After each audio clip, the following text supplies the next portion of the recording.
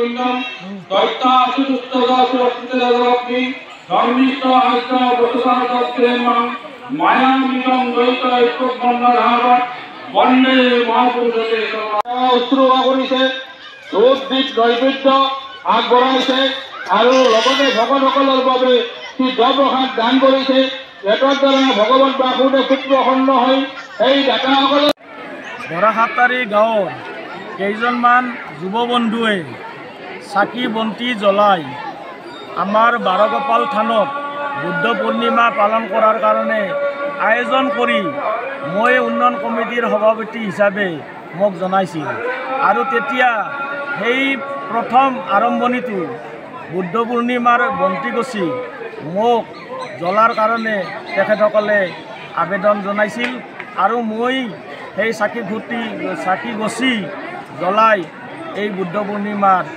আৰম্ভণি কৰোঁ। তেতিয়াৰ পৰা ৰাইজে প্ৰস্তাৱ লৈ এই বুদ্ধ পূৰ্ণিমা পালন কৰাৰ কাৰণে প্ৰস্তাৱ গ্ৰহণ কৰে আৰু তেতিয়াৰ পৰা এই বুদ্ধ পূৰ্ণিমা এই বাৰগোপাল থানত উদযাপন হৈ আছে। আজিলৈ 13 বছৰ হ'ল এই বুদ্ধ পূৰ্ণিমা স্থাপন কৰা এই বাৰগোপাল থানখনৰ মাহাত্ম্য আছে। ইয়াত যদি কোনোবাই টেংলাই কৰি গছৰ পাত এডালো ছিঙে তেতিয়াহ'লে তেওঁ চপা ৰাতি শুব নিদিয়াৰ উদাহৰণ আছে। ইয়াত বড়ো ভাই এজনে গাখীৰ পানী দি পেলাই ইয়াৰ নামত মিহলাই গাখীৰ দিব বিচাৰিছিল। তেখেতক দিনে ৰাতি সাৰ গৰু এজনে খেদি ফুৰিছিল। ঠিক ইয়াত আমাৰ এই ওচৰত এটা বস্তি আছিল, তাত CRP কেম্প আছিল। সেই সময়ত সেই CRP কেম্পৰ ডিউটিত থকা ল'ৰাজনে গাহৰি দেখি গুলিয়াব খোজোঁতে তেখেতৰ নেৰানেপেৰা জ্বৰ হৈছিল। গতিকে এই থানৰ মাহাত্ম্য বহুত আছে।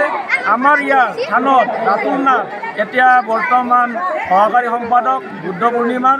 তেওঁ পোহৰ নহওঁতে আহি পেলাই ইয়াত চাফ চিকুণ কৰিছিল আৰু তেওঁৰ ল'ৰা ছোৱালী নাছিল আৰু আজি 14 বছৰ মূৰত তেওঁৰ ল'ৰা এজন জন্ম পাইছিল। আমাৰ ৰাইজে বৰ সন্তুষ্ট পাইছে।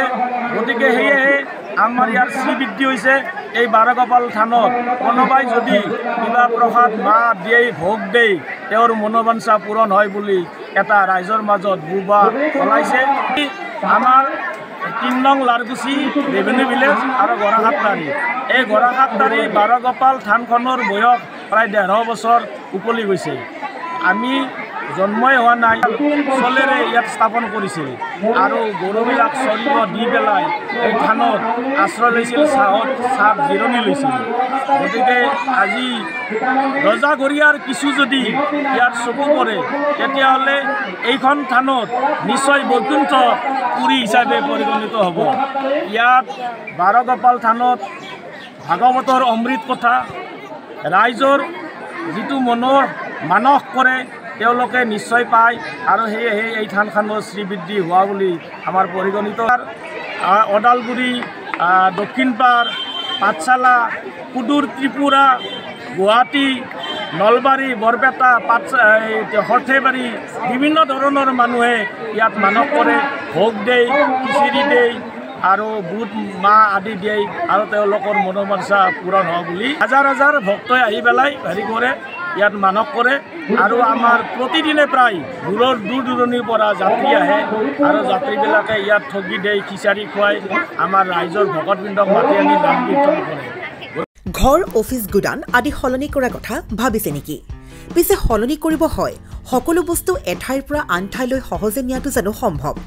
চিন্তা তাতেই নহয় জানো? কেৱল ঘৰ অফিচে নহয়, ডাঙৰ ডাঙৰ মেচিন, বাইক, ডাঙৰ ডাঙৰ গাড়ীকে ধৰি সকলো বস্তু। পিছে এতিয়া আৰু চিন্তাৰ কোনো কাৰণ নাই। আপোনাৰ এটা মাথো ফোন কলতে সমাধান হৈ পৰিব এনেসমূহ সমস্যা। আপোনাৰ কাষত আংকুশ কাৰ্গো পেকাৰ্ছ এণ্ড মুভাৰ্ছ সমগ্ৰ ভাৰততে প্ৰভাইড কৰে ডোৰ টু ডোৰ ছাৰ্ভিচ। গতিকে দেৰি কিহৰ? এতিয়া যোগাযোগ কৰক 9957630102 অথবা 9546214823 নম্বৰত। লগতে ঠিকনা ফটাহিল আমবাৰী নিয়েৰ অনাথ আশ্ৰম, আমবাৰী থানা, গুৱাহাটী।